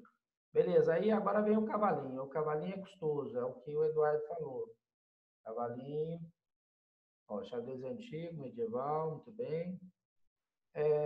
Esse cavalo, a grande dificuldade é que, por exemplo, o bispo só na diagonal, a torre, né? Não anda e vira vertical e horizontal. Ela anda de uma forma, para, depois vai para outra direção. Mesma coisa a dama, mesma coisa o rei. O cavalo, ele salta. O cavalo, ele vai de casa clara para casa escura. O cavalo, ele anda numa direção, depois vira. A quinta peça que eu coloco para os alunos, só deixo o peão por último, porque tem muita exceção. Esse mesmo nem falo todas as sessões. A coroação não falo, o ampação não falo. Isso, à medida que a gente for jogando, depois a gente vai incorporando. Exatamente para aquela questão de não fornecer tanta informação e a criança ficar desorientada ali. O cavalo é simples. O cavalo é só a gente lembrar daquela música famosa Tem uma música famosa, e romântica, inclusive, que falava assim, Pocotó, Pocotó, Pocotó, minha aguinha, Pocotó. Vocês lembram dessa música? Deve ter uns 20 anos já quase, né? Uma música romântica, acho que do funk, não é? Vocês lembram dessa música? Então é só pegar lá, ó, pó, có, tó. No tó você vira. Então ele vai fazer um L, né? Opa. Então você faz o pocotó do cavalo. Pó, có, tó. Ou pode ser cavalô, né? Pode pegar as sílabas. Cavalo. No lô você vira. Aí pode ser um L normal, pode ser um L espelhado, pode ser um L deitado. Então você vai ilustrando. Muitos anos de aula, mestre. Só em escola 20 anos. Eu tenho ido nos últimos 10 também, mas mais para projetos, né? Mas fiquei 20 anos lá, muitas escolas, escolas extraordinárias de recurso financeiro para você fazer as coisas, tecnológico, escolas exatamente o contrário, que você não tinha nem giz direito, ia passar o giz lá, o giz tinha uma qualidade ruim, os alunos nem viam, tinha um quadro negro todo trincado, então, muito tempo, né? Isso gera uma bagagem legal. Então, pessoal, aí agora a gente fala que o cavalo de verdade ele pula, então o xadrez tem que pular também. E por último, o peão. Então, o peão, nós só vamos dar duas informações. A informação normal, na verdade três, né? Porque tem que falar que ele não volta, é a única que não volta. Mas então, primeira regra, o peão anda de uma em uma para frente. Na casa inicial, você pode escolher aqui, os alunos confundem. Eles acham que é o primeiro lance, eles acham que pode ser o primeiro lance apenas da partida, não o primeiro lance de cada peão. O Pocotó você gostou, né? Ai, tá. Beleza. Seiça chegando aí. E na casa inicial, então, pode andar uma ou duas, se quiser, e a única peça que não volta. Então, ó, vamos lá, recapitulando. Primeiro, a gente mostrou o tabuleiro, que já vai unir ele com as peças. Então, na verdade, as peças, mas a gente apresentou o tabuleiro, porque é onde as peças vão. O 2 é a montagem das peças. Então, peça e tabuleiro, apresentou o tabuleiro separado, apresentou as peças. Então, foi o 1. No 2, como montar. No 3, como mexer. O 4 agora é a tomada. E 5 é como ganha. Isso é que nós vamos finalizar hoje. Mas deixa eu mostrar um negócio para vocês.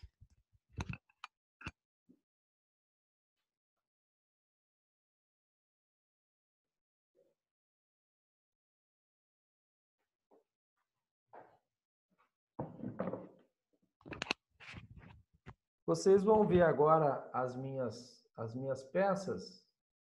Então, todo contato aqui com a gente é sempre pelo chat, tá?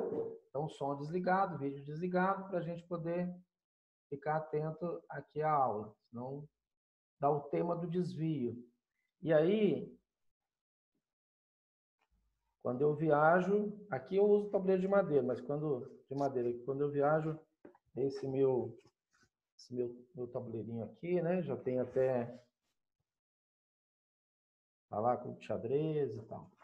Mas entre os vários cursos que eu já dei Brasil afora, tem um curso muito bacana em 2005, quando eu comecei a dar aula online.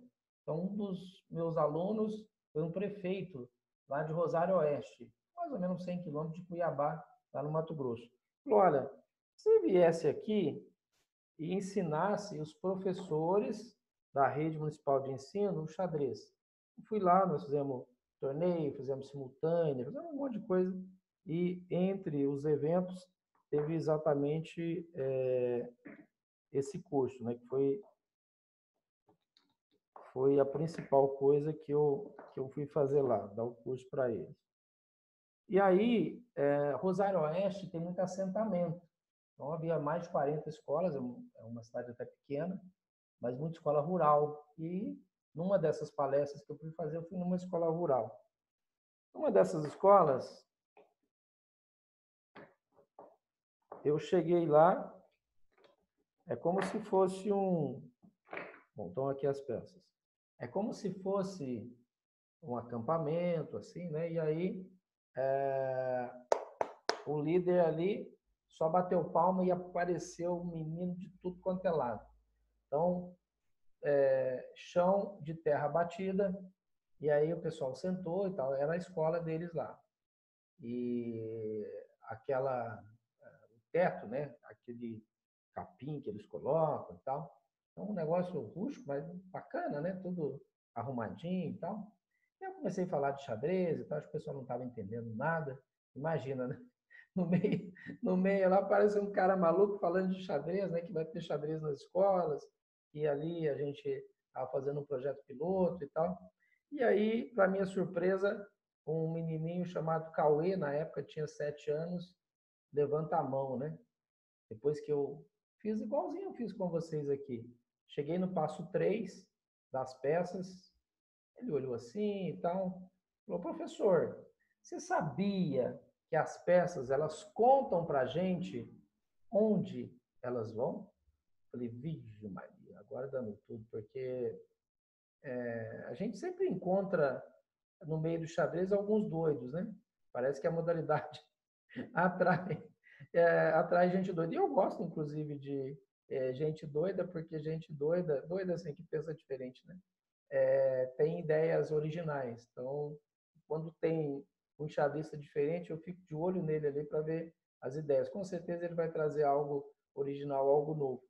Aí eu falei assim, uai, menino, não sabia não. Eu falei, Aí eu falei, então tá beleza. Aí depende de cada peça também, né? Mas a peça que eu tava lá, tava muito claro isso, aquele jogo escolar. Esse já é um jogo, né, que tem peso, é um jogo diferente, né? Mas está vendo, ó, ele mostrou o rei, falou, professor, qual que é o corte deste rei, né? A coroa dele. Tá vendo que é como se fosse uma cruz e um X, né? Porque da cruz você tem a torre. E do X, né? Porque o corte dele também representa um X. Aí eu falei, é verdade, vertical e horizontal. Falei, 1-0 para o menino. Aí ele mostrou a dama, aí falou, tá vendo? A dama, ó, tem os cortes em todas as direções. Aí depende, claro, de cada jogo de peça. O que eu estava lá é um jogo que estava muito claro isso. Então a dama podendo ir em todas as direções. Falei, bom, e agora a torre? A torre, o corte, né? É em cruz. O bispo também está fácil, o corte é na diagonal, ó, já está 4-0 para o garoto. Eu falei, o cavalo, quero ver esse menino me dobrar com o cavalo. Ele virou o cavalo de cabeça para baixo e deu L. Ó. Nossa senhora, 5-0 para o garoto. E isso é 2005. E aí eu falei, e o peão? Ah, não tem corte nenhum, vai para frente. Então, o garoto deu uma lição legal, dizendo assim que as próprias peças, elas sinalizam para onde a gente tem que ir. Então, depende muito do jogo de peças, né? Mas já é um detalhezinho aí para vocês ficarem espertos, de acordo com o jogo de peças que vocês tiverem, dá também para poder mostrar algo assim, né? Bacana isso, né? Bom, e aí, para a gente finalizar, que esse bate-papo parece que começamos agora, piscamos 2 vezes, já se passaram as 2 horas. Mas tem muito mais curso. E só para finalizar, porque eram 5 passos, então eu estou no passo 4. É a tomada. A tomada é muito simples, porque a gente coloca peças diferentes. Vivendo e aprendendo, né? Pois é, ó, olha aí. Então, aí você pergunta, quem toma quem? E sempre falando que é por substituição. Porque se você não falar por substituição, por causa do jogo de damas, a pessoa pula e fica na frente. Quem toma quem? Então, aqui a torre toma e sempre tirando a peça e colocando a outra. Aí você coloca de novo. Quem toma quem? Aí o bispo vai lá e toma. Faz depois com a dama, com o cavalo. Quem toma quem? O cavalo vai lá e toma. Aí você coloca um monte de dama aqui, aqui também, e assim por diante. Agora fica mais claro, porque o professor gosta do que faz. É, para cada lugar que a gente vai, esse, por exemplo, do casamento, foi um curso que eu dei em Brasília. Aí eu falava, né, que tinha casinha, que você, aí o professor falou, olha, eu faço outra diferente. Aí esse de Brasília foi 2001. Em 2001, então, eu fui dar uma palestra lá no Brasília Clube de Xadrez. Joguei 12 torneios em Brasília. Num desses eu fiz uma palestra para professores, mas esse professor ele tinha uma didática melhor que eu. Tinha uma didática melhor que a minha. Então aqui, uma hora também vocês colocam formações diferentes e perguntam quem toma quem. Aí as crianças vão ficar desesperadas, curiosas para saber quem toma quem. Na verdade é ninguém, né? Não tem jeito.